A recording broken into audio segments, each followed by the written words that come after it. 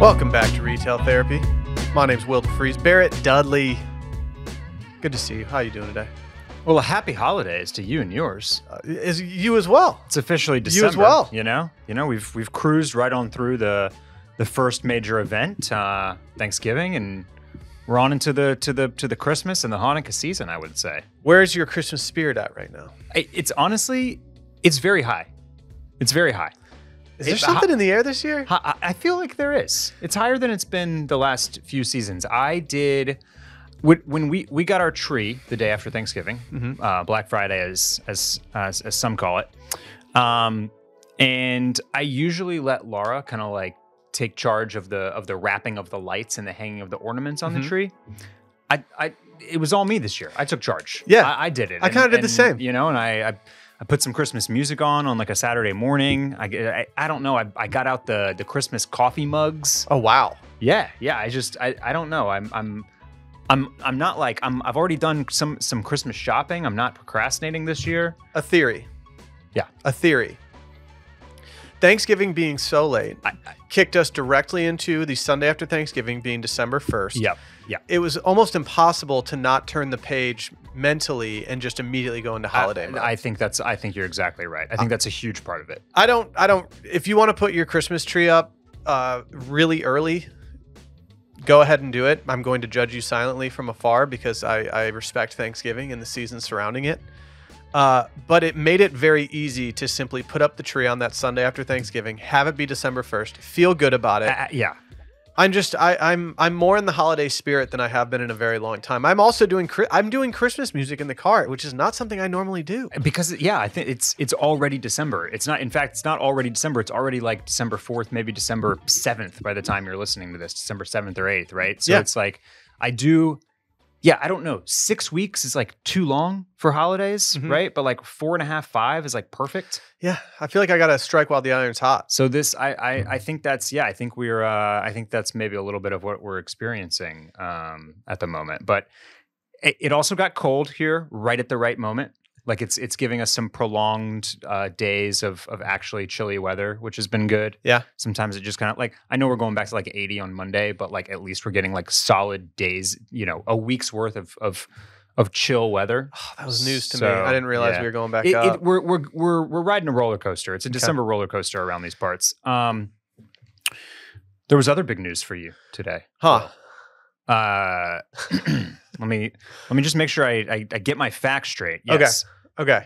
Dead & Company coming back to Las Vegas Sphere in 2025 for 18-show spring residency. It's definitely going to be more than 18 shows. They'll extend it. How many do you think you'll go to? I don't know. I think I oversphered last time. Unfortunately for the people invested in my life at this point, I still do have a partnership with Sunday Scaries and Fountain Blue, so I have reason to go to Las Vegas. I mean, if I have reason to be out there, I can go have some meals at Fountain Blue and enjoy myself. But I think I also need to step out at night and maybe go dip into maybe a giant sphere. Did they not say that the last time was their last one? Okay, so. The way that it panned out was that, and I understand the annoyance with what I'm about to say. When they toured in 2023, they said it was the final tour. Okay. People took that as the final performances. Then they went to the Sphere and did the residency. It was not a tour. Residency it's simply a count. residency. It's a loophole. Then it's the Grateful Dead's 60th anniversary this upcoming year in 2025. Right, and 10-year anniversary of Dead & Co. Yes. And so there were a lot of theories going around that they were going to do GD60, which was just going to be 1 or 2, 3 shows in Chicago or somewhere like that. But then the original bassist, Phil Lesh, died. And so now that seems to be much more of a pipe dream than anything. But yes, they are coming back to the Sphere. We'll see how it goes. I'm still owed a bachelor party. People are forgetting the fact that I'm still owed a bachelor party. You know what? I see where you're headed with that. And I like it because one of the things I'm not a huge Dead & Co guy, or I'm not a deadhead by any stretch of the imagination, but I feel like I need to see this. I think you should. Yeah. I think that everyone's getting a second opportunity to see something really cool. Yeah. It's a beautifully run venue. It's an enjoyable time. It's just cool. But I mean, let's go to Vegas, Barrett. Yeah, I know you like Vegas. I do. Yeah. And like, even if someone doesn't want to go to the show, we can just go to Vegas. Like, you can find something to do with yourself for 3.5 hours while this show's going on. Ever since Seth Cohen called Las Vegas the Vegas on OC, I've been a huge fan. Shouts to Adam Brody. I never pictured myself being a Vegas person, but when your favorite band does residencies there, it's kind of hard to not do it. Well, when you're getting gassed up by Fontainebleau too, you know what I mean? Oh yeah, I mean they make not? it easy. They make it easy. Like, I mean, if I need to go out and eat a bunch of really good meals at Fontainebleau and enjoy everything there, then twist my arm. I'll do it. I'll just do it. To all the retail heads out there, Adam Brody is still just on the Babygirl watch list, so I did not ring the gong. Thank you. I did not ring the gong. Yeah. I need more of a public appearance from him, like a frontward facing press tour from him. Yeah. I understand why people are very into him, but I do think that he might just need to get out there a bit more. Yeah. He needs to ride the success of Nobody Wants This into like a really great rom-com of sorts, maybe like a real movie. Yeah. Not one that only goes to Netflix. And then he gets out on a press tour, you know. He needs the mezcal treatment. Right. And, you know, he's wearing great, thank you. And he's wearing great fits and he's doing talk shows, all that type of stuff. Yeah. And then maybe he'll, you know. I think we will be talking some Babygirls today. I think Babygirl's on the list today. Yeah, sure looks like we've it. got some men we need to talk about today. Yeah. Before we talk about anything, do you mind if I get some announcements out of the way? Announce away. Substack, retailpod.substack.com. Please go subscribe for all your retail therapy needs. You can also watch all these episodes on YouTube at youtube.com/Sunday Scaries podcast. You can follow us at retail.pod on Instagram. And I have great news on the scented candle front. All scented candles are in stock right now. A couple of them are on sale, but a lot of the favorites, we got Retail Therapy. The first edition of our candle is back in stock for the holiday season. We also have Scary Christmas, New York in the Fall, the brand new candle that sold out week 1. Everything Shower is also back in stock. So if you need to give a gift, it's a great housewarming gift, great gift for the bougie person in your life who might just need a nice little scented candle. Go to velabox.com/Sunday Scaries. Go cop some of those. And I also have another announcement. I haven't talked about this on anything yet. I have the prototype right in front of me. Have you even paged through this yet, Barrett? I have, yeah. We have a new zine coming out. I'm holding it up on screen right now. It's called Scenes of Note, and it's a lot of film photography. In September, maybe even August, I was approached by our friend James, and he's like, I think Scaries needs to do a zine. I told him, I was like, you know what? I've thought about something like that. I like the bootleg nature of a zine. I feel like zines are kind of in right now. I think they were actually on one of our in lists. And so we put together about a 70-page little magazine. 70 pages, my word. James did a lot of the heavy lifting when it came to laying this thing out and the photo selection and things like that. And so major credit to him. But I'm excited for this to come out. It should be coming out probably next week. We also have some sweatshirts in the mix, so just keep an eye out. But I'm pretty excited about the zine. If I am giving first access to the zine to newsletter subscribers, so whether it's retailpod.substack.com or if you want to do the Sunday Scaries Substack, either will be fine for that. We ordered a lot, so I'm not too worried about stock. We just ordered a lot, and so who knows? Maybe someone will get a free one if they ordered a sweatshirt and didn't ask for one. Okay. Maybe. I'm not guaranteeing anything. Yeah. Depending on how sales go, we'll see. Could happen. But yeah, nice little gift for the holidays. Exciting stuff coming out in here in December. But before we get into today's episode, let's talk about our friends over at Early Bird. We love Early Bird over here. This past week, being alone at the parents' house, just chilling out, maxing, relaxing, all cool, decided to bust out the Early Bird to watch a little Great British Baking Show. And I will say, I was in a nice little cozy place. It was after the Thanksgiving meal. Decided to pop an Early Bird, which contains around 2.5 milligrams of natural THC and around 12.5 milligrams of CBD in each gummy. And I was as content as can be sitting on the couch just watching. There are a lot of use cases for these, whether you're going out and just trying to have a good time, or if you're just trying to get cozy at home.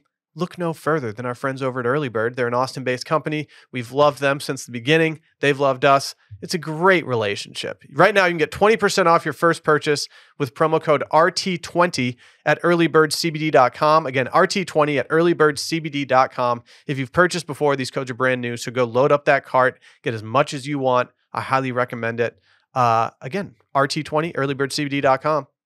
Where do you want to begin, Barrett? We got a whole smattering here. We do, but let me quickly, because you mentioned it, I must know how far you got into Bake Off.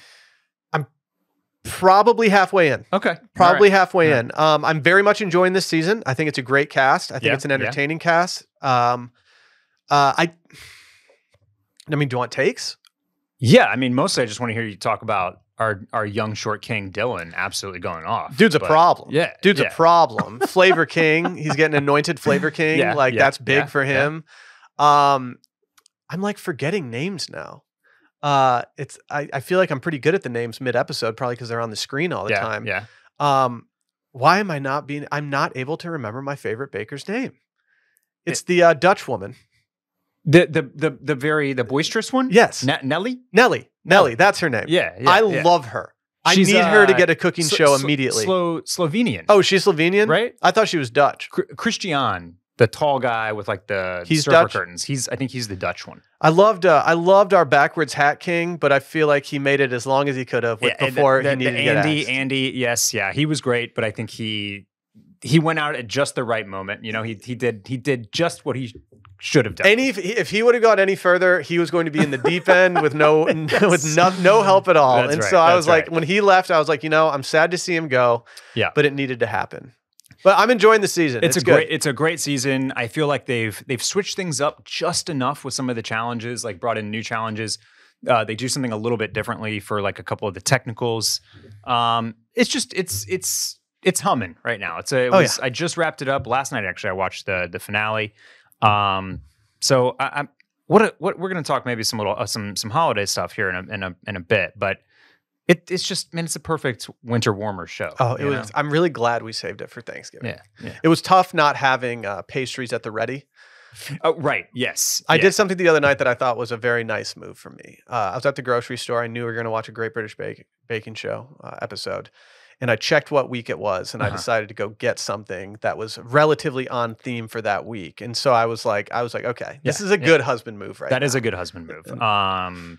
Having a sweet treat while watching the sweet treats be made. It's essential. It's a smart move. Otherwise, you're in your pantry just eating like chocolate chips out of the bag, and it's like, this is sad. You have to have something to take in. You have to. Yeah.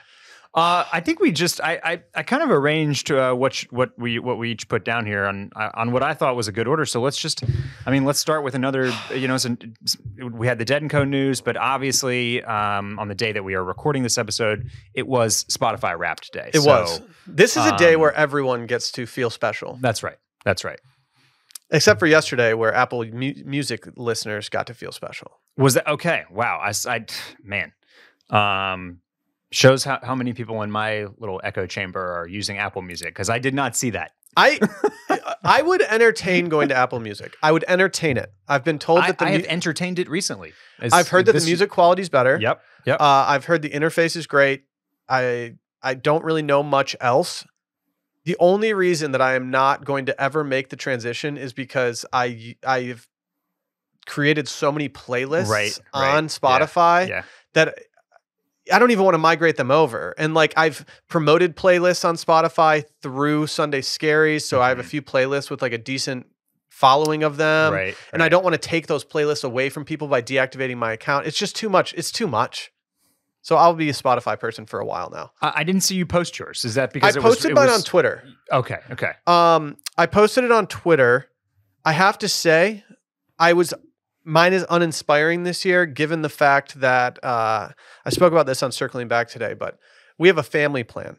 And Sally refuses to make her own account within the umbrella of the family plan. And so she's been listening on my account this entire time. This also includes all the songs that we listen to with our sons in the car all the time. And so it's a mixed bag. The numbers are a little skewed. Like my 100 songs from from this past year, like it's an ugly playlist. There's a lot of things on there that I don't even know if I've ever listened to.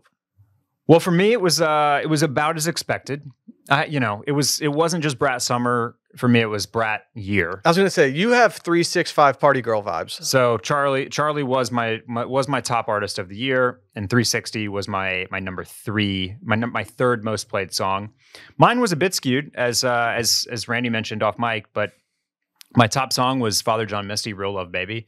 And that's because that was my first dance song at my wedding. Oh, okay. To which I had to practice the dance. Yeah, that makes sense. Many, many times. And I did not, honestly, it was kind of a sweet surprise because that did not register for me. I didn't think that me just like playing like 45 seconds of that song over and over and over again was going to like chart the way that it did. Oh, basically. It will. You want to read the DM I sent you? Thought it was very cute. Yeah, Randy said it was cute. So, you know, I'm taking it. I like that you're a 360 boy from Charlie XCX. Yeah. I feel like that's not the most popular song off of. Yeah, it is. Is it the most popular by numbers? Yeah. Are you sure? I mean, I guess maybe Apple made like a late play with the Apple Dance on TikTok, but 360 was like the hit. Was like the lead. What about single. the Lord song? Yeah, girl, so confusing. Mm-hmm. That was a big one. I'm surprised that one didn't touch my top 5. Von Dutch was a big one. I mean, no, you're right. Sorry, I was wrong. Actually, Guess featuring Billie Eilish has 365 or 356 million streams. 360 has 267. Apple has 243, and then a big drop off to 365, which is 128 million. Okay. All right. Randy said, your top song was your first dance song. That's so cute, Barrett. It's cute that you remember. Props to Randy for recognizing what it was. See, I don't even know what that song is. Yeah. Like the first time I ever heard it and the last time I heard it was at your wedding. So. And then I had my 2 through 5 was Future, Taylor Swift, Fred Again, and Zach Bryan. You know, all the Zach Bryan listening was done pre-cancellation. Obviously. I feel like I should, I feel like I have to get out in front of that. Notable for me, this is the first year ever on my Spotify Wrapped, since they've been doing Wrapped, that I had neither Drake nor Kanye West in my top 5. And I feel like that's just showing growth as a human being. I think it's because Kendrick just killed Kendrick Drake. did kind of murder Drake. Yeah. He did kind of murder him. Yeah. Well, like that with Future and Kendrick was my number 5 song of the year. Well, you have a really good retail therapy Spotify Wrapped. Yeah. Very good. With number 1 Charlie and number 4 Fred Again, like I think what I'm saying is that, as I've always said, like I would like to be at a Boiler Room set, just writhing around, you know, just getting loose with it. Is that too much to ask? Sue me. No, it's not. I've been to one. Fun. Well, my number 5 artist was Vampire Weekend. I think I listened to their new album a lot, and I always listen to it pretty much straight through. Chapel Roan, I can slightly attribute that to Sally, but I still think Chapel Roan was going to make an appearance on my list at some point because I've been loving her entire album. Yep. Number 3 for me, and I spoke about this at length. I won't talk about it as much on here, but on Circling Back, I spoke about it. Fish is my number 3, and it's because of the stint that I did where I said I'm only going to listen to Fish for like a week, and they definitely take into account December listens. Okay. For the following year, like 100%, because I did not listen to them nearly enough to justify a 3rd ranking, but because I did listen to them for a week straight to see what it was all about and like get a full spectrum of like their entire careers, like it put it as my number 3. And so I'm positive that like if you're trying to curate your list right now, just know that anything you're listening to right now is getting put on 2025. Here's the thing. Do you think that they are excluding Christmas songs? I think maybe. They have to be, maybe. Right? You can exclude things manually. Like you can say like, don't include this in my listening profile, which I need to do with like the Moana soundtrack and things like that. My number 2 is Taylor Swift, which I can wholeheartedly say was Sally. Yeah. Like I sometimes listen to Taylor Swift, but I don't listen to her nearly as much as I used to. Mm-hmm. But every once in a while, I get in my feels and put on Folklore. And number 1 was Grateful Dead. But I don't listen to most of my music on Spotify at this point. Right, you're a vinyl guy. Let's do my vinyl Wrapped. I listen on Nugs all the time because it has all the live music, and so like it's kind of like Spotify Wrapped means a little less to me. Yeah, I love Spotify Wrapped season though. I truly love it. I love seeing people's lists. I like getting an insight into people's like habits.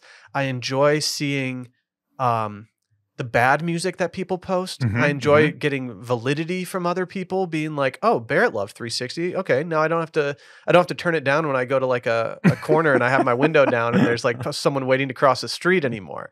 But like, it's truly a time where I feel like it should be annoying, but after today, you can't post about it anymore. It's like a one-day thing. Yeah. I mean, I need more people posting. Honestly, I'm slightly disappointed at the number of. I'm seeing less Spotify Wrapped today, and I'm not sure why that is.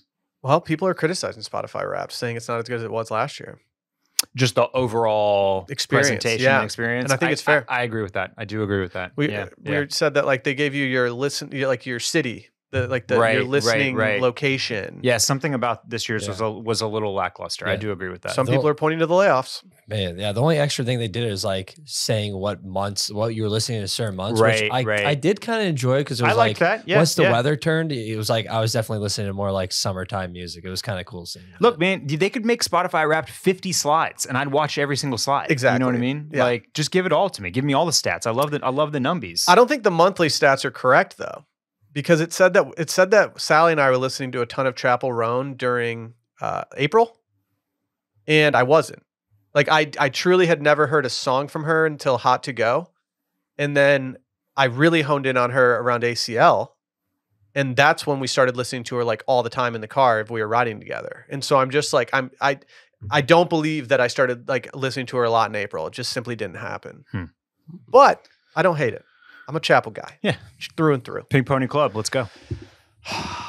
She's got so many bangers. So many bangers.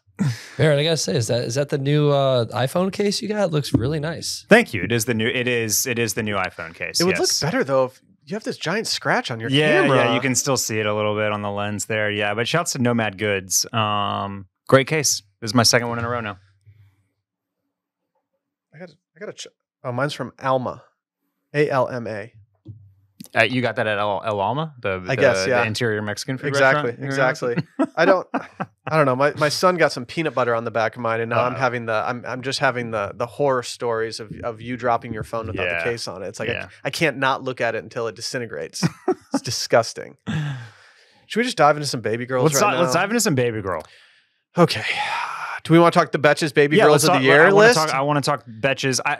Betches put out a carousel on Instagram with their Betch of the Year awards, and I love this. I'm inspired by this. I'm already percolating on potential ideas for like how we can turn like our year end like in and out list or something into something like this. I think we should give the Baby Girlies out, and we just have different categories because this is so digestible. It's a great recap of the year. I don't know. Should we go through some of these? I don't know if legally that they can, because this is presented by Duncan. I don't know if they can use the likeness of all these people for this. I'm surprised there wasn't any pushback. Maybe because that's a Sorry to get media technical on you right now. Maybe because it's awards, you don't have to accept the nomination. True. Like, we can nominate whoever we want. True. But it is interesting. The presented by Duncan does seem to potentially throw like a wrench in it. Yeah. Yeah. Yeah. I wouldn't pitch this to somebody because I would be like, no, they're going to turn that down. Yeah. Okay. Baby Girls of the Year. They have Baby Girls on their entire Baby Girl of the Year nominee list has nothing to do with any of our Baby Girls. They went They've got Jack Schlossberg, a Kennedy who has been all over the place lately. Jonathan Bailey, who I'm not familiar with. Jonathan Bailey is one of the stars of Bridgerton. Oh, okay. See, that's why. Very, very popular. And he is becoming, he's potentially on his way to A-list with his starring role in a movie. I'm not sure if you've heard about this one. It's called Wicked. Ah, yes. Yeah. I've seen a couple things about that. Yeah, maybe you've seen one or two advertisements. I don't know. Andrew Garfield being on the list. I get it. Yeah. Like, I get it. But I feel like people are only honing in on his flirtation with the podcast host. Right. Don't get me wrong. I love the dynamic that these two have. But I don't know if that's enough to push me to give that to him.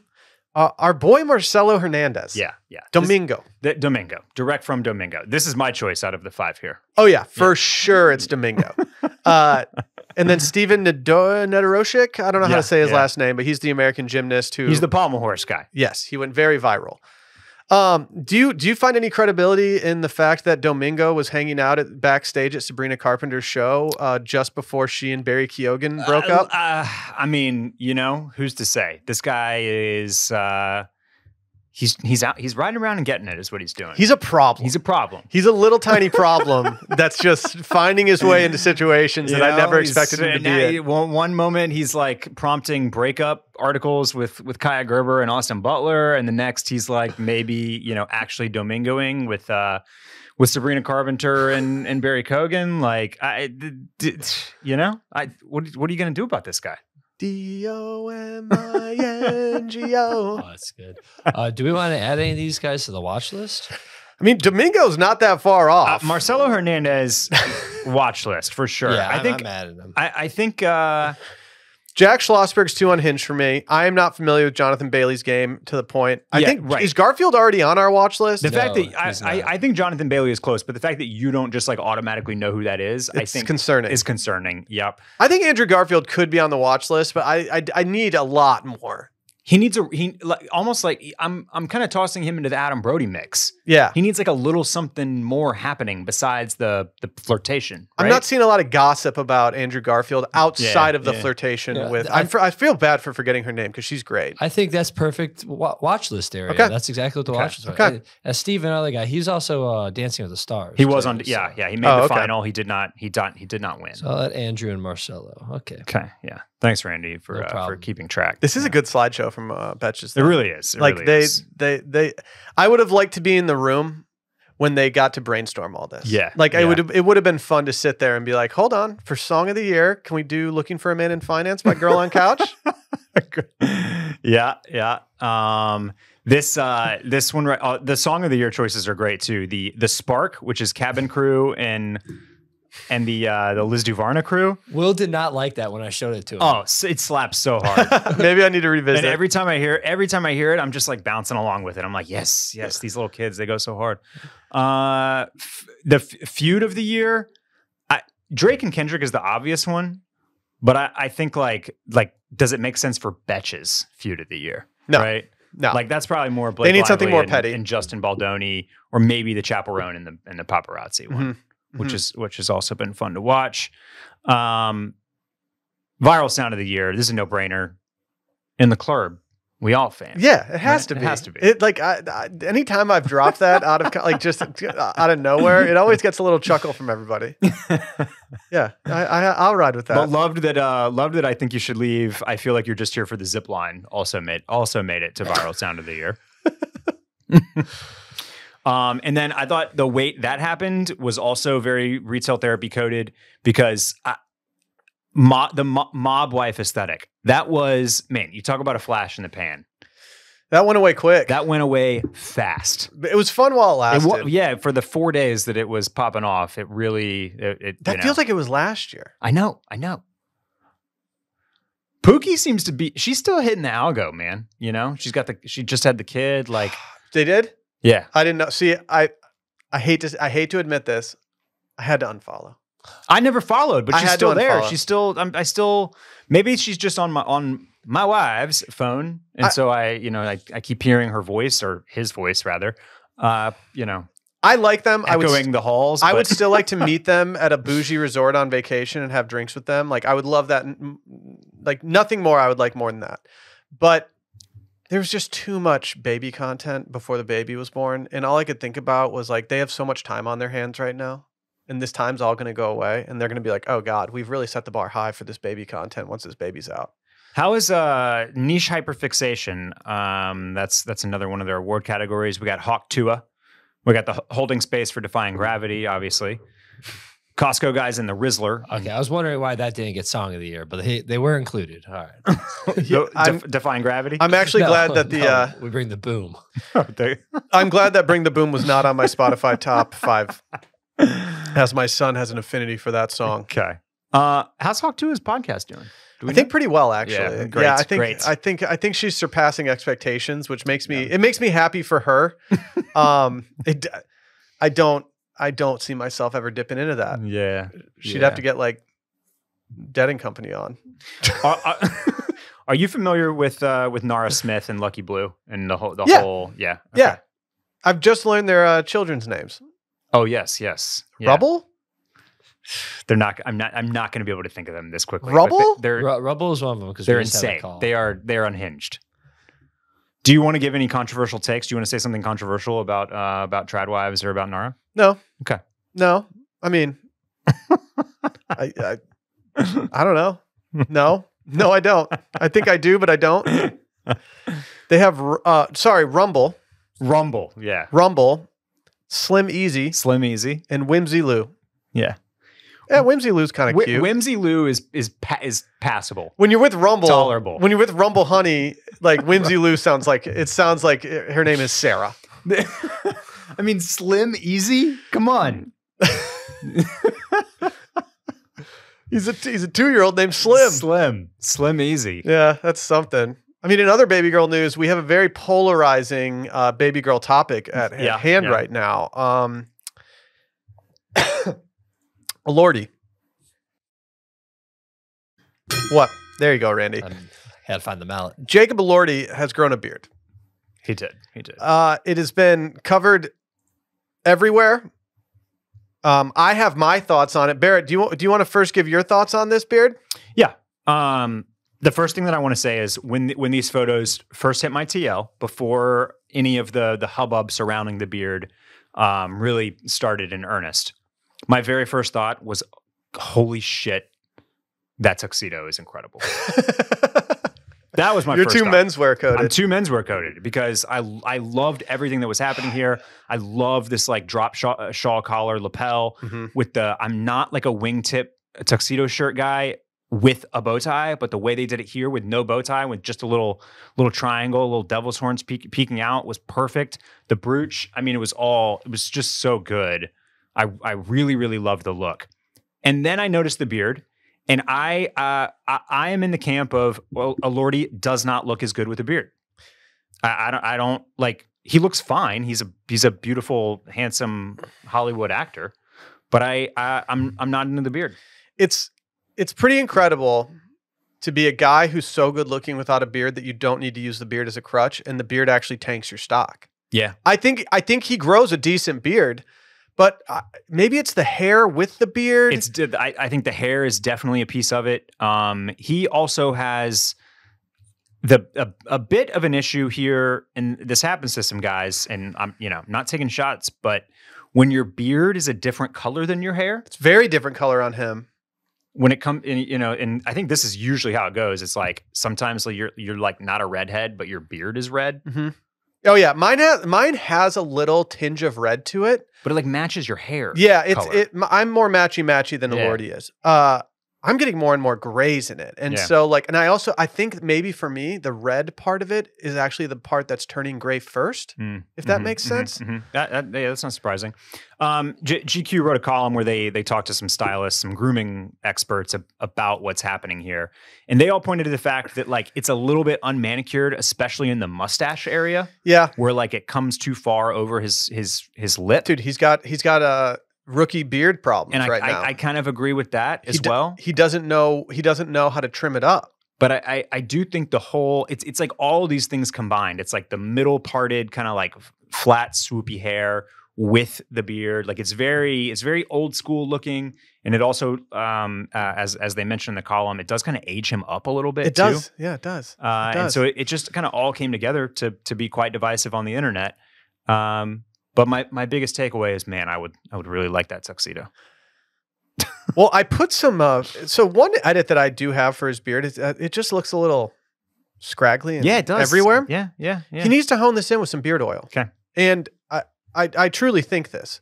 And GQ actually has. I'm sure it's like an affiliate link thing, but they have a recent write up about beard oils. They do. This is from today. And I have to say, I enjoy a nice little beard oil. Do you want my beard oil tips? Yeah. If you have a beard and you do beard oil, do not over beard oil. Yeah. Because it will make it look like you're sweating, and people will ask you like, "Are you okay? Why are you sweating right now?" I once over beard oiled before a wedding, and it was one of those things where like the oil just came out too fast in my hands, and I just started rubbing it in my hands, and I put it in, and I showed up at the wedding. My buddy's like, "Are you okay right now?" I was like, "Yeah, I'm totally fine. What? Why are you asking me this?" Another thing for beard oil is... How often are you oiling? Not very often. Okay. Not very often. I like to wash the beard, put in a nice oil, and let it sit for like 4 days. Okay. Like, you don't need to be doing it every day. They list a bunch of different beard oils here. They have their best beard oil overall is Honest Amish Classic Beard Oil for $12. For that price, that's great. I have never tried this before. I might have to now. I think I might dip in. I don't love the packaging. It's not very retail therapy coded. No. You know, if that's what it is, that's what it is. The only one that I have experience with, and I didn't see it on this list, is the Le Labo beard oil. Yes. And it's quite nice. It should be on this list, if I'm being honest. Have you tried it? I have. Yeah. Okay. It's my favorite one. Okay. It has the best scent. You don't need to use that much of it. It's just really nice. I have used the Fulton and Rourke. It's nice, but for $55, that's a lot of money to be spending on a beard oil. Like, you do not need to spend that much money on any beard oil. I've used the Aesop Shine Hair and Beard Oil as well, which is fine. You're going to get a quality product with anything from Aesop. And then the other one on here that I tried was I think it was the Northern Fir. Yes, I tried the Northern Fir, and I don't have anything to say about it, positive or negative. Well, it's sold out. Oh, so, I've also used the Jack Black. I ride pretty hard for Jack Black products. If you've ever been to Nordstrom, you'll see a whole rack of Jack Black products there. You see it like in a lot of places. But like, I used to sell a bunch of shave creams, I guess, for lack of a better word. And we had some very high-end ones like Aqua de Parma and like things that were like super luxury. And then we had Jack Black, which was kind of like the fallback. Right.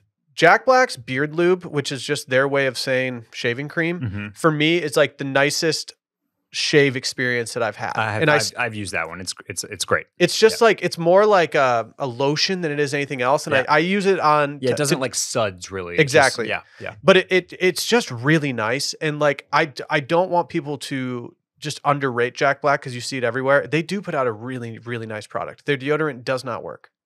I'll recommend the second one on this one, Beard Brand Utility. I've never used it myself, but they are a local Austin, and that's the barber shop that James Omar and James Omar and I go to. So those are some ball knowers going to that barber shop. So I've never used it, but they're good people there, great there, and they have like YouTube and everything, so you can get to know that. So Beard Brand, good for them getting the shot on GQ.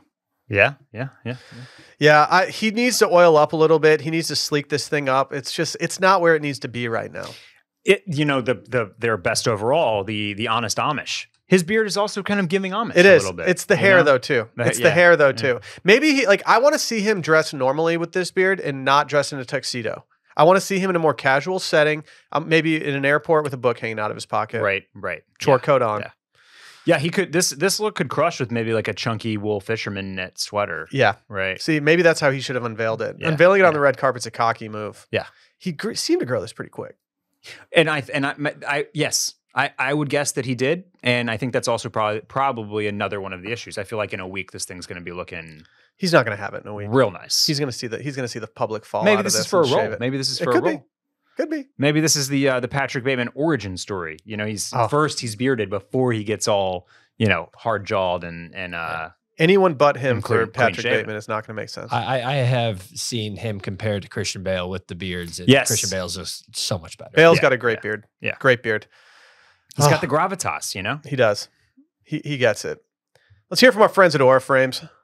Like a lot of people, my parents are not the most tech savvy. They try. They're not terrible. So it seems weird to get them a tech adjacent gift, but Aura's digital frame is actually perfect. That's because, yes, it's tech, but it's so easy. Anyone who's ever used an Aura frame knows how easy it is to set up, how easy it is to load photos, and how quickly you can just see those photos floating across your screen. It's a great thing. It's so easy to get started, and then once you do, the tech is incredible. You can upload photos right from your phone in just a click. It'll even pair photos together for you, like two pictures of the same person or on the same day. It's honestly the amount of times that I walk into our kitchen and see our Aura frame and I think to myself, wow, that's a really nice, like those two photos next to each other are really, really nice. It kind of blows my mind, if I'm being honest. There's no memory cards or USBs required. And there's a reason that Wirecutter named it the #1 best digital photo frame. You got to check it out. I love these things. I've been enjoying ours.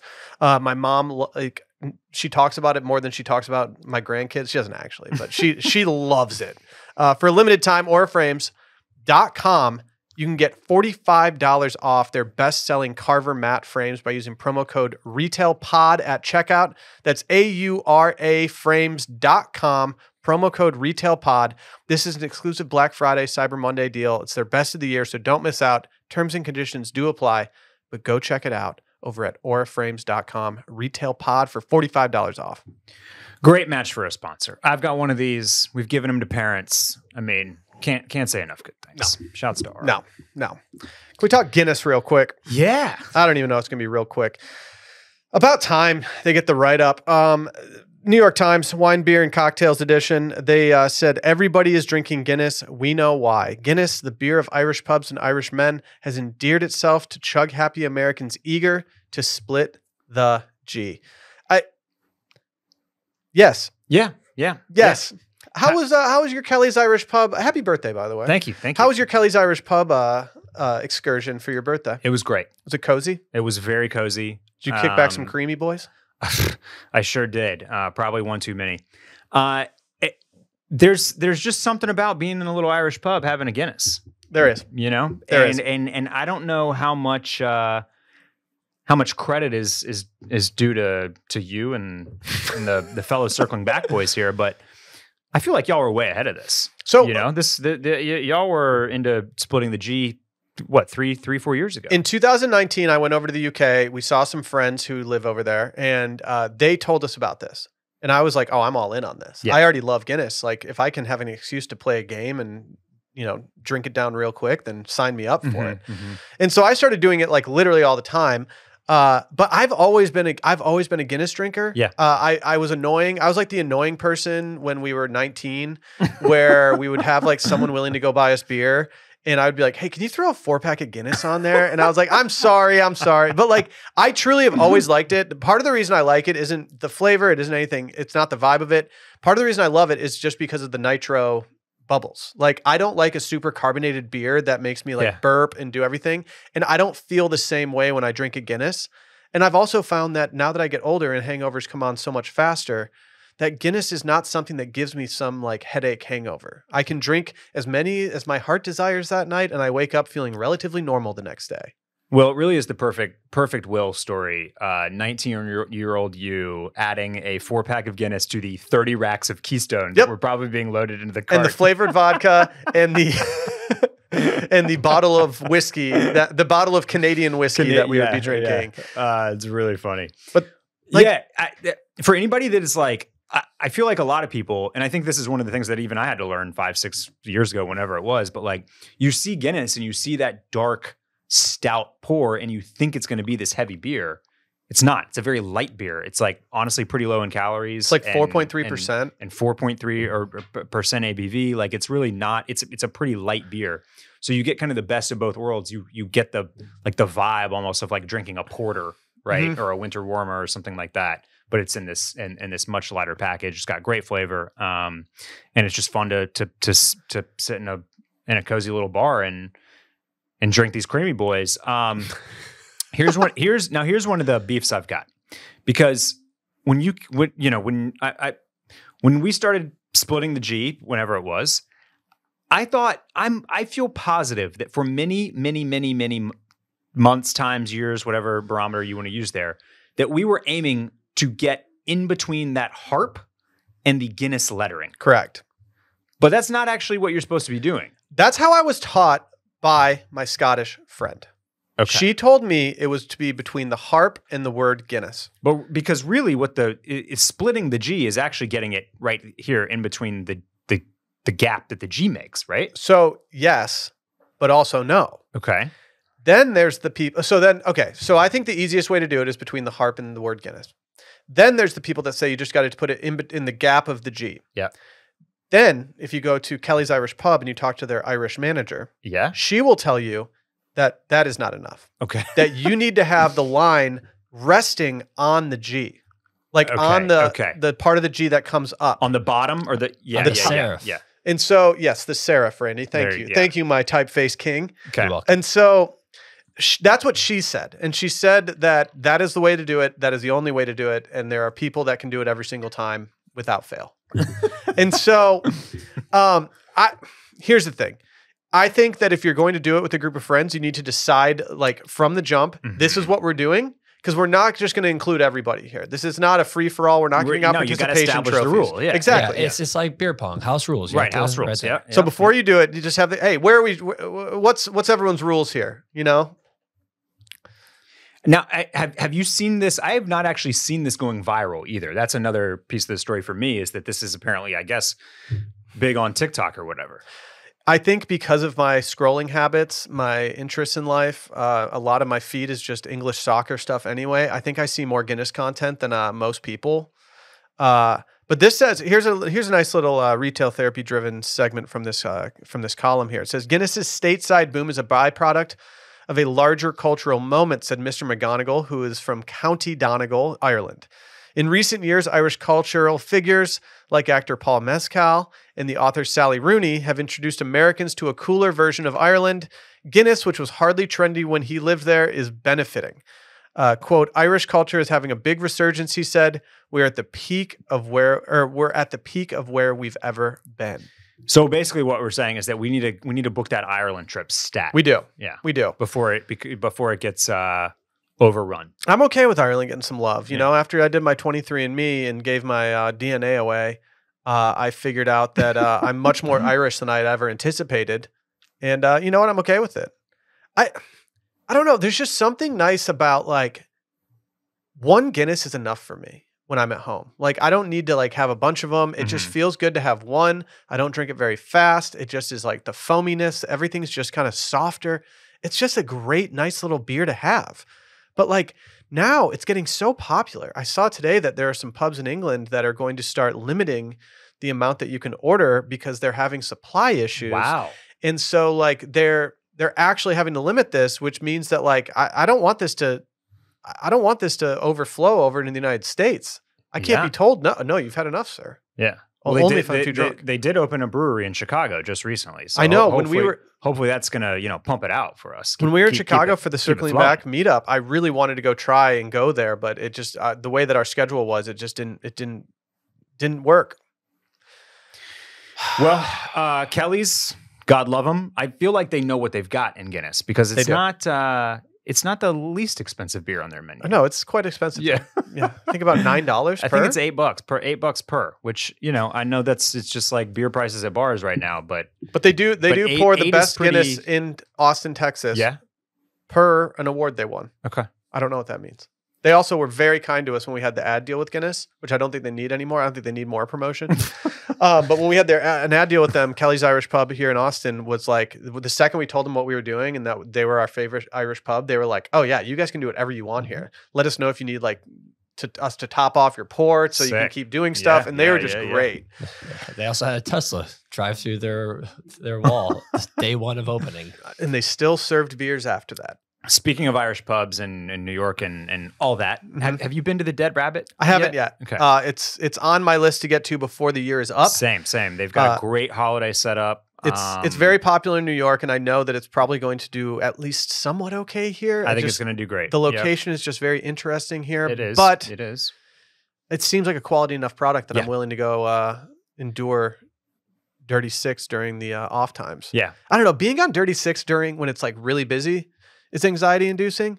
And then being there when it's completely empty almost gives me like this post-apocalyptic vibe. It's not like really, it's not really undirty though. It's like by the Driscoll, right? Yeah. So it's like on the tail end of it. Yeah. You know? It's you can see it, but I don't think you're necessarily. I don't actually know exactly which location it is, but I don't think you're in the mix necessarily. Yeah. I don't think you have to walk through the riffraff to get in. Is what I'm saying. All I know is that Hosier went to Kelly's Irish Pub when he was in town for something. Yeah. Oh, yeah. Cool. He was watching a rugby match there. That's all I need to know. Shouts to Kelly's.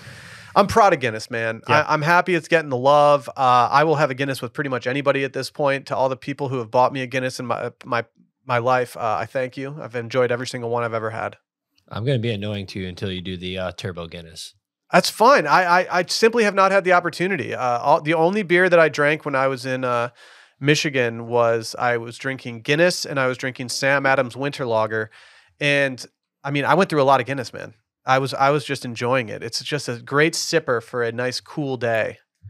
This is just to finish up here. This actually says, while the Guinness sold in the U.S. is still brewed in and imported from Ireland, the quality of pints poured at stateside bars has improved with demand. And this is also important for Guinness drinkers, new and old.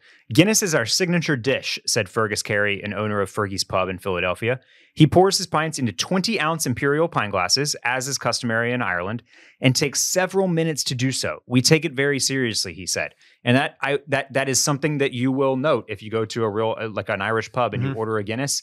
You do not have your Guinness in 30 seconds. No. It takes 5 minutes for them to bring you those beers. And I actually didn't know. I don't think I actually knew until reading this that's because the pour takes time to do properly. So that's, and a good bartender will re-pour it if it's not good enough. Like they will call it out. I mean, the Guinness themselves are very particular about it. They do not want it portrayed in any way but perfect. I mean, they turned down several things from us because the pour was not up to their standard, even though I thought the pours were great. Okay. But they were like, no, that it's not supposed to look like that. There's too much foam, whatever. And it was just like, really? Interesting. Really? Okay. You also need to make sure that the glassware that you're pouring it into is completely clean and dry, because you'll get these like streaks on it that you just don't want. But it's a game, man. I love splitting the G. Well, I thought that talking Guinness and talking winter beers was a good segue into maybe a little drink of the fall winter update. Works for me. I'll start off. I was getting ready to host Thanksgiving, and I like to offer, wine, beer, and like a cocktail. And I was trying to decide what I was gonna, have on the board to make. And I landed on the humble old fashioned. Okay.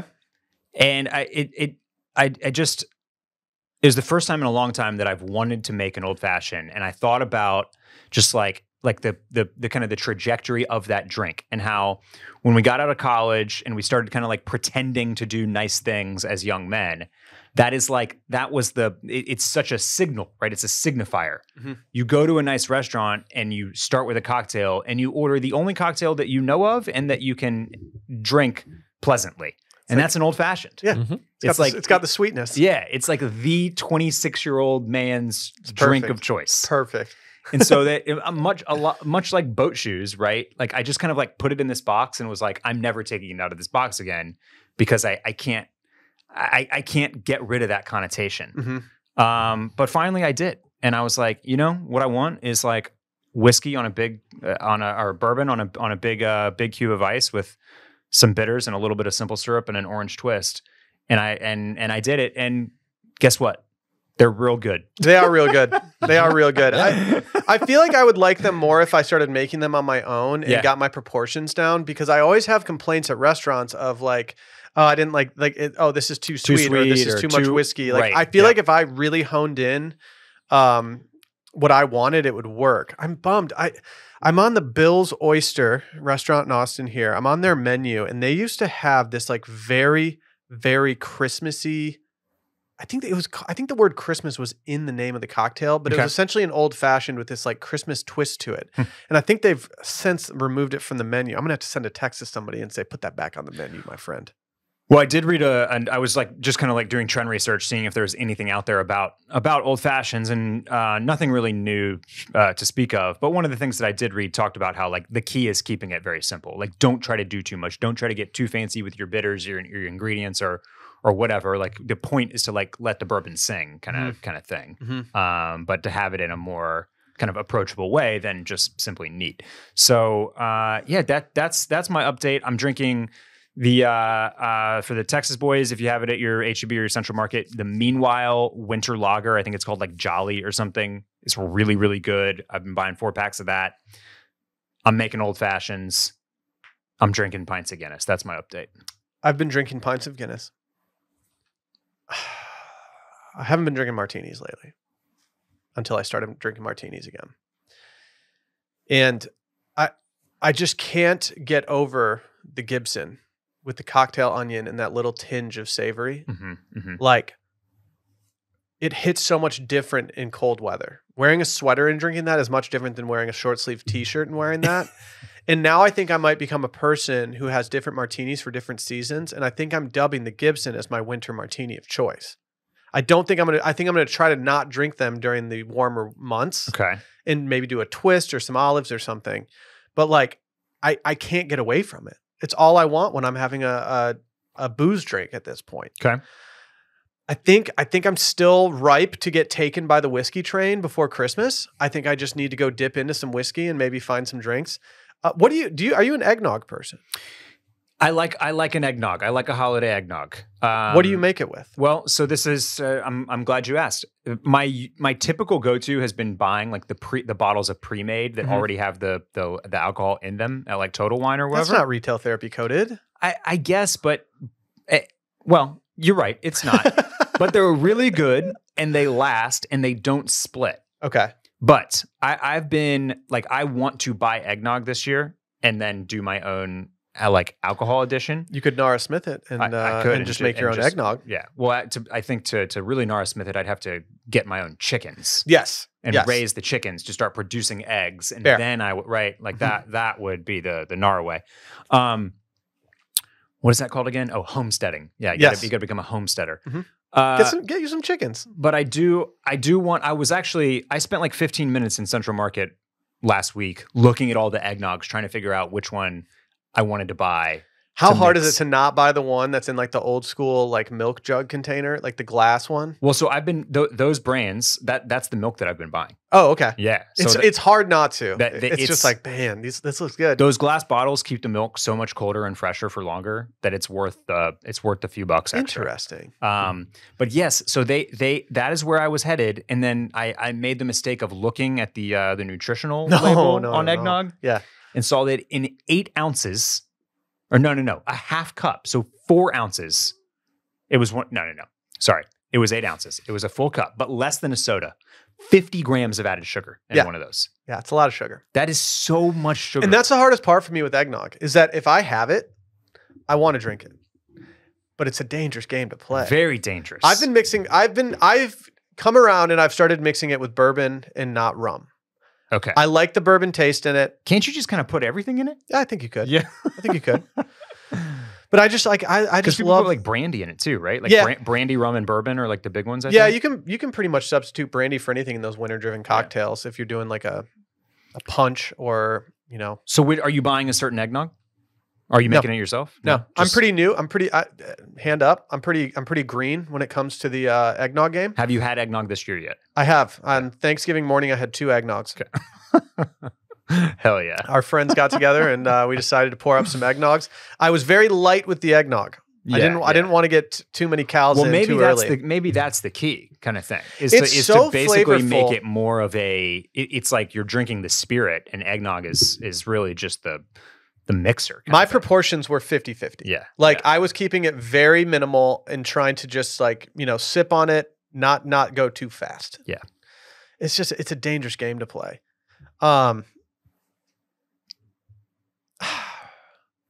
I think it's our duty to come up with a cocktail this winter before the end of the year that is not in the normal scope of what people are drinking. I think we need to go find a cocktail that we can make ourselves that we can offer to the people and say, this is a wonderful, wonderful Christmas cocktail. Okay. It's a big task. It's going to take some drinking. Yeah. Well, I'm willing to put in the work. I think we can figure it out. My roommate and I made this, probably not retail therapy coded, but we made our kind of known as hot chocolate with green apple rum and caramel, sweetener stuff. Okay. It's like a caramel green apple hot chocolate. It's delicious. It's more fall, but yeah. That's pretty fall. It's pretty fall, Randy. Pretty good though. You don't think that's winter? It's kind of winter. It's a little both. The hot cocoa makes a little more winter. Yeah. Or you just put peppermint schnapps. I guess green apple is what we're saying is more of the fall. Yeah. Going to the apple orchard, picking the apples, pumpkin patch vibes. Yeah. Apples. Well, no, apples can give Christmas. Yeah. How do you like them apples? Well, I like them. Let's hear from our friends over at Shopify. A lot of times when you see a brand just absolutely, making sales, getting popular, everything, you think to yourself, wow, they must have a good product. But you need the product behind the product, the business behind the business. And of course, I'm talking about our friends over at Shopify. When this zine goes on sale, when our sweatshirts go on sale, just know that you're buying something through a Shopify run website. Yes, sir. We're not going to promote something that we don't use ourselves. Like I love Shopify. It makes everything very easy. They have so many different plugins, so many different templates, so many different ways of just making your life easy. And guess what? Nobody does selling better than Shopify. They're home of the #1 checkout on the planet. And the not so secret is that with Shop Pay, it boosts conversions up to 50%, meaning less carts going abandoned and way more sales going through, which is a good news for everybody. Whether you're the shopper and you're getting something in your on your front porch, or whether you're the seller, just know that if you're going with Shopify, you're probably going to convert a lot better. If you're a growing business or if you're trying to grow your business, your commerce platform better be ready to sell wherever your customers are scrolling or strolling on the web, in store, in their feed, and everywhere in between, because businesses that sell more sell on Shopify. Upgrade your business and get the same checkout that we're using. Sign up for your $1 per month trial period at shopify.com/scaries, all lowercase. Again, shopify.com/scaries to upgrade your selling today. Shopify.com/scaries. Do you want to talk holiday traditions? No, I think we'll save it. I kind of wanted to dunk on something though. Yeah, one of your links here. Sure. I'm glad you included this because when I was on the plane. Yeah. Coming back from my parents' house, and I saw someone say Mozart's Holiday Cash Grab. If you're familiar with Austin, Texas, you're familiar with Mozart's. It's a coffee shop on the water. Every year they do a Christmas show, and I used to live directly next door to them. You did. Yeah, this is one of the reasons why I put this on the list. You know, you can say it's my fault. You know, you can say, "Oh, Will, like if you don't want to live next door to a cafe that plays Christmas music until 11 p.m. at night every night, why don't you just go buy a house, man?"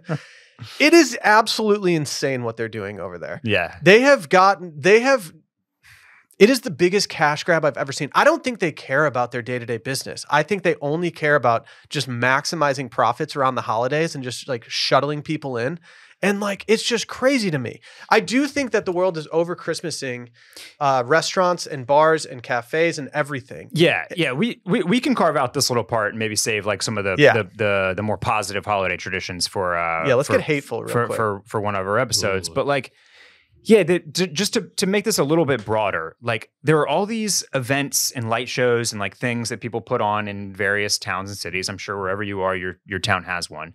And it seems like they are getting more and more and more cash grabby and like not worth it and overpriced and shrinkflation-y. And it's just like, why can't we have nice things? Like, why can't we just figure out how to keep these things just normal and fun and simple? Because it's nice to get a hot chocolate and go see some lights at a cute coffee shop, you know? It is. But like, it's just, there seems to be this thing where once something gets, somehow, I'm having a hard time articulating it, but it's like the things that are good get too popular and there's no way to keep them in their normal form. And I don't know if that's because the places that are holding these events try to grab the cash, or if it's because people won't stop going there, right? Like I don't know if that's chicken or egg, but it's like, it's a problem. Mozart's is grabbing cash. I'll say that right now. The changes that they make every single year, I'm just like, you guys, come on. Like, how much do you actually need? You're making everyone's life around you hell. I'm not kidding when I say that they do it for 6 weeks. They stop doing it at the end of the first week of January. Who in their right mind is going to a Christmas light show after Christmas? I can maybe see justifying going between Christmas and New Year's, but if you're going to a Christmas show on January 5th, like you got just give up. It's not Christmas anymore. I'll come to the fence really quickly for all my Orthodox friends that don't celebrate Christmas till January 7th. I apologize for what Will just said. Okay, I apologize to Randy's friends, his Orthodox friends. But like last year they allegedly had a piece of the dance floor from the Eras tour. And I'm not even positive that was true. Like, I'm sorry, but the Eras tour has been going on for a long time. How did they get that thing? I'm like, she just gave it to you? Like, she just gave you this dance floor? Like, I just don't believe that it was actually a thing. And just to really twist the knife into this business that kept me up at night every single damn night, if you're looking for a parking spot, just go park at the condos next door. No one's ever gotten a car kicked out of there. Trust me, I lived there. Just go park there. Fuck it. But yeah, I mean, Reddit hates everything, so grain of salt there. But this is just a review on. I pulled one from Mozart's, and then I pulled one from another thing that happens in Austin called Creek Show. And it just all sounds awful. It sounds overcrowded, and like there's no enforcement of your time slot or your tickets. The lines are too long. There's nowhere to park. They're running out of the stuff, which is overpriced to begin with. And I don't know, like I don't know, like if this is just like late stage capitalism and there's no turning back, and we just there's no turning back. We can't ever make these things like pleasant again. But it kind of stinks because we're out here and we're looking for things, as we led the podcast with holiday positivity, right? Mm-hmm. And it's like I want to feed that, I want to nurture that, and then some of this this BS But once I hear that an establishment that I like, once I hear that they're going to do like, oh, we're doing a Christmas thing this year, then I'm like, oh, okay, it's going to draw too many people in Austin. Yeah. I don't want to go to this anymore. I'll wait until January so I can go back. Well, I do want to see Dead Rabbit's Christmas. I do too. Christmas holiday. I do too. Presentation and maybe it's that you only get like 2 years of doing it, and then you're and then people figure it out that you're doing it well, and then you're too popular, and you got to move on to the next new one. Remember when Easy Tiger was on maybe 5th Street or something, but it was downtown, and they had the kind of basement that you'd walk into to go to the bar. They had some Christmas decorations up one year, and I was sitting there drinking like a really dark beer, and I just looked around and I was like, you know what? This is the perfect situation. I feel Christmassy. I feel pubby. Right. I'm enjoying myself, but they weren't like honing in like, oh, we're a Christmas bar now. And it's just a bummer to me when things get too much, because it's just like, you have a whole different menu of cocktails. It's like, oh, try our peppermint espresso martini. Does it sound good? Yes, it does. Do I want to wait like 5 people back at a crowded bar because it's like one of the only Christmas bars in the neighborhood? No, I don't want to deal with that. And so I won't deal with it at this point. Pay $22 just for one drink. It's not fun. Yeah, the hot chocolate at Dead Rabbit is apparently $16, and no confirmation as to whether or not it is just Swiss Miss like in hot water. So don't order the hot chocolate. Okay, I will not be bringing my son, who has recently discovered hot chocolate. Unless you want to get him a $16 hot chocolate. He's already addicted to this stuff. He probably deserves it. We were playing in the snow, making some snowballs, and he made a nice list. I told him he could have some hot chocolate after if he stayed out for a little longer, and he was like buzzing about it. But now he just calls it coffee. I wake up the very next morning and he looks at me, and he rarely gets mad at me, and he just looked at me and he goes, I want coffee. And I was like, okay, we've created a monster. If you want to spike up his hot chocolate, put some green apple rum in it and some salted caramel whiskey. Yeah, sleep like a baby. Little mocha monster over there. Should we do a wish list? Wish list. Well, Barrett, we've officially entered the time of year where wish list items mean more. Because I'm putting this on here solely so my wife gets an email about it and checks it. Because I know I don't know if she listens to every episode these days, but I do know that she reads the newsletters. Okay. And this is something I've wanted for a long time, but it's not something I want to spend the money on. It's a very niche thing that I want, but it's called the Time Machine. Doesn't take you back in time. I don't know what this is. So this is a machine that will set up with your record player setup. There's no Bluetooth, and you can plug it in. And it has different knobs, month, day, year, and you can just twist the knobs. You can go to, as it's on this one, it says 42069. Very mature photography from this company. I love it. But you can go to any time in the last however many years. And if there's a Grateful Dead show during that, on that day, it'll play the show from the archive site that stores everything, and you can just have it at your ready. And for the amount that I listen to them, I think this is the perfect gift to keep me occupied on Christmas Day. All you have to do is just twist the knobs. Yeah. It's not the best quality of music. You're not getting vinyl quality, right? But you're getting convenience. Have you played with one of these? I have not. I've read reviews on them, and people very much enjoy them. I think it's more, for me, it would be more of like a lazy thing. I'm also vinyled out. I don't have room for more. And so I'm trying to not buy too much these days on that front. And I think this is a good compromise to suit my hi-fi needs. Okay. My wish list comes to us thanks to popping into a brick and mortar store. Sometimes it's nice to do that, and you find stuff that is cool and that you like. This literally never would have crossed my radar otherwise. But there's a on South Congress there is now a New Balance store. Okay. And really cool setup, really nice. And I would like to go in there. I walked in there and mostly I was like, I find New Balance really hard to size sometimes. Like I feel like I'm different sizes in a bunch of stuff. And so I just wanted to try on some shoes and get my sizing right. It's on South Congress? Yeah. Okay. Yeah. And they have, since Teddy Santis of Ame Leon Dor has been at the helm of New Balance for around 4 years now, I think, 3-4 years. He's doing these Made in USA collections, which feature garments as well as shoes. And there's this little corner of the store that has all the Made in USA stuff. And frankly, I was blown away by it. It's really, really, really good. There's an awesome pair of like fleecy sweatpants. But my favorite item, yeah, the sweats from the Made in the USA look very nice. Yeah. But my favorite item was this quilted jacket, which is kind of the liner style, where it just kind of like it's just the quilting. There's no like collar or anything like that. I think this spruce color is my favorite, but the magnet is super versatile as well. And I just love the fit. It's actual downfill, if I'm not mistaken. Let's see here. Can I say something that's a little insufferable? Yeah. Ever since the New Balance collabs with Ame Leon Dor, the New Balance logo carries a little more weight. Mm-hmm. Like it just looks a little nicer when it's on a piece of apparel or something like that. Like I do think that they did a great job of elevating their brand through that collaboration and through a bunch of other collaborations too. I still want I want the Stone Island New Balances bad. Yeah. I'm just waiting for their price to tank on StockX. But yeah, I really like this thing. It felt super warm, and it just seems like a perfect kind of winter piece to like be able to like. The liner style is nice because no matter what you have on under, whether it's like a hoodie or a crew, it'll work. I want this to pop on to walk the dogs and go shop around on a Saturday. But I never would have found this had I not just like been wandering around popping in shops. I'm gonna pop into that store, man. Yeah, I had no clue. I haven't been to South Congress in months. That's been intentional. That's all I got. It is dangerous. It's dangerous.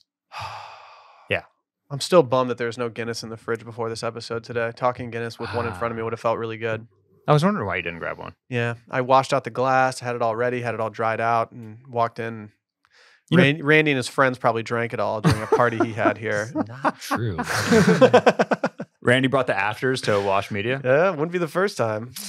Just kidding, Randy. You know, there's a Cherry LA opened their second like ever store on South Congress. Yeah, I need to do a little tour. There's LA and Austin now. I need to take a pit stop down there ahead of. I don't know. I've asked my counterpart in life numerous times what she would like for Christmas, and I've only gotten one answer, and I've already taken care of that. And so it's like I don't know what to do with myself here. Okay. Yep. Sounded a lot like she wanted the BBL. The Brazilian butt lift? Not that BBL, the broadband laser light something. Oh, I forgot about that. Resurfacing of the face. Yeah, forgot about that. I don't know what the price looks like on that. High, I think. I've vetoed the Belgian loafer request. It's just simply not happening in this economy. I don't know, tariffs. Might need to happen in this economy if I'm being honest. Yeah. All right, guys, we will be back next week. We'll see you then.